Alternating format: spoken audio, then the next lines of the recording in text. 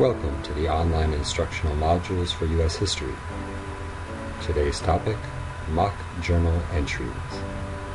The social studies skills we will address include number 5, identifying main idea, detail, sequence of events, and cause and effect. Number 11, drawing conclusions and making generalizations. And number 15, determining adequacy and or relevancy of information. Also addressed will be Common Core Standards for ELA and Literacy, 11-12.7, integrating and evaluating multiple sources of information, as well as 11-12.3, writing narratives to develop real or imagined experiences or events. We hear a lot about writing these days. Writing to learn, writing across the curriculum, low-stakes writing, medium-stakes writing, high-stakes writing. Written communication is difficult, yet important, perhaps more important than ever in these days of fast-paced communication. Today, we will be learning an instructional technique called mock journal entries. Your students will learn to walk a mile in someone else's shoes, to understand history by understanding the thoughts, feelings, perspective, and experiences of real or imagined individuals from history. Our challenge is to make history come alive. How many times have you heard these things from your students? I just can't understand this stuff. Or, all we're talking about is dead people, and it was so long ago. Or, all these facts, all this information, I just don't know what to do with it. So what's the solution? Time travel. You will have your students imagine that they lived at a particular historical moment.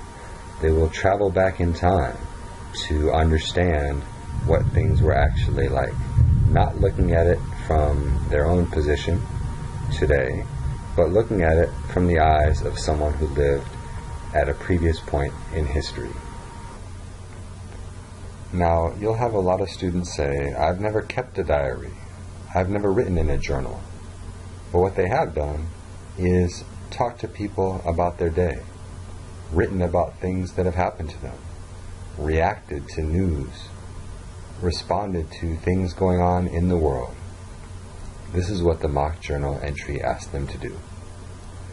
In writing the mock journal entry, the student will use a first-person voice. I, my, we, our. The first-person voice will reflect some character from history. Could be a real person, or it could be an imagined person who might have lived at that time.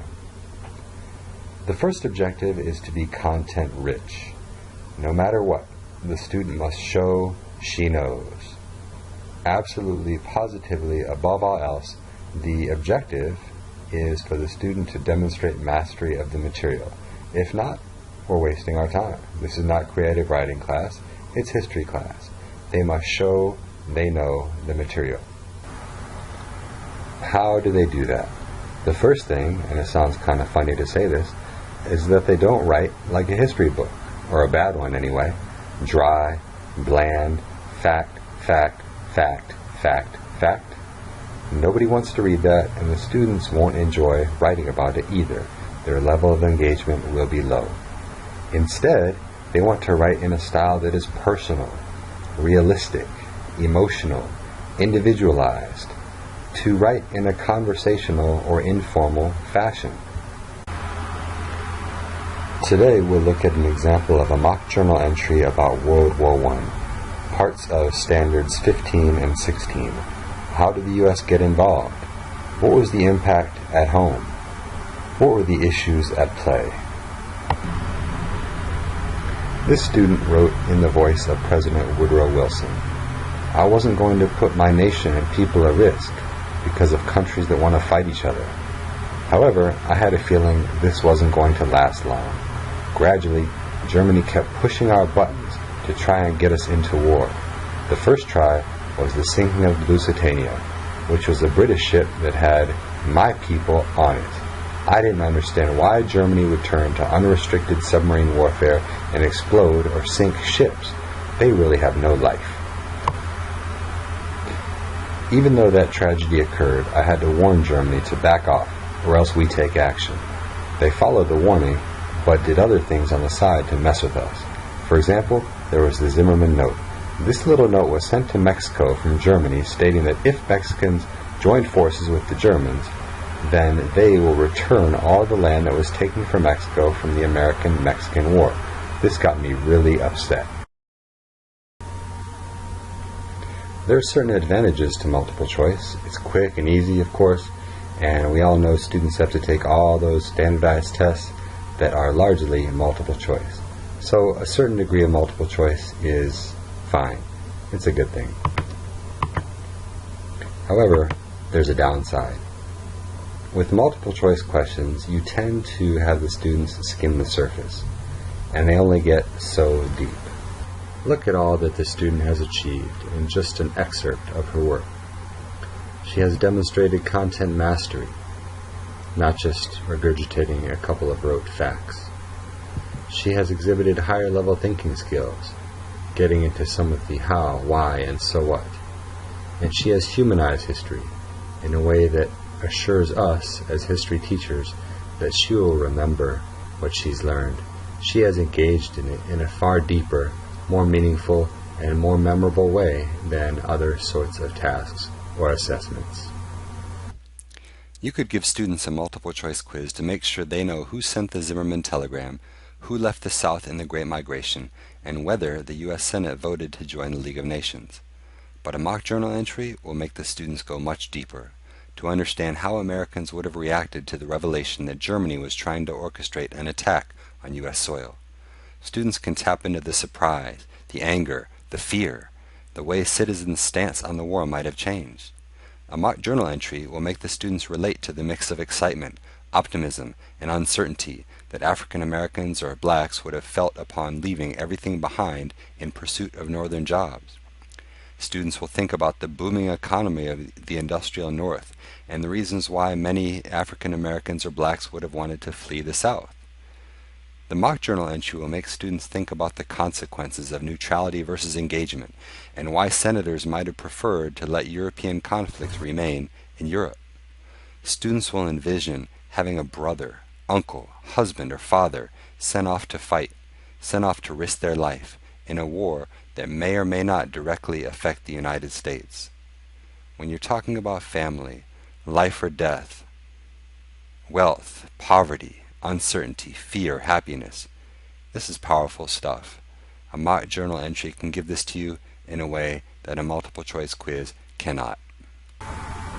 Clearly, running a multiple choice quiz through a Scantron is as easy as could be. But there are manageable ways to handle a mock journal entry as well. For starters, using a rubric. This simple rubric has 3 categories. You may not want to include voice and style at all, but if you value writing and want to promote it and enhance it in your students, include those 2 categories. However, first and foremost is going to be content.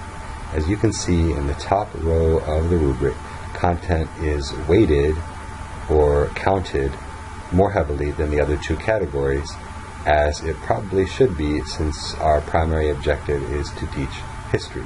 You are able to delineate between a student who shows adequate understanding, good understanding, and exceptional understanding of the content. This is exactly what an assessment should do. The mock journal entry is good for high and low level students alike. It brings history to life. No longer will students be relegated to memorizing fact after fact after fact. Instead, they'll use those facts to understand that what we're talking about is human beings who lived through history. Human beings who in some way made history. Human beings who were happy, sad, confident, scared. Human beings who thought about money, who thought about justice, who thought about their futures, who thought about things going on around them. A mock journal entry invites students into this world, asks them to inhabit this world, and then reproduce it in a way that lets you know they have mastered the content. Mock journal entries bring history to life. If you're covering the Progressive Era, a mock journal entry can ask the student to imagine living in that time. She can pretend she is a business owner a trust-busting president like Roosevelt or Taft, an immigrant worker in the Triangle Shirtwaist Factory, or a young girl who dreams of voting someday. If you're doing the Civil War unit, the mock journal entry could open up many possibilities as well. The student could imagine he is a Union soldier, or Robert E. Lee, or the widow of a soldier, or a 17-year-old kid itching to get a piece of the action, or a newly emancipated former slave. If students are learning about the Gilded Age, they can learn a bunch of facts about the use of Chinese labor, or you can have them engage, dig in, understand the history through the eyes of those who lived it, understand how immigrants often jump at the chance to join in the American economy, or how native-born Americans sometimes feel about immigrant workers. Mock journal entries force students to learn the facts, yes, but to go beyond them, to the feelings, the emotions, the choices, the consequences, the human beings who lived through this history. Mock journal entries have students understand the human beings who made this history. Mock journal entries bring history to life.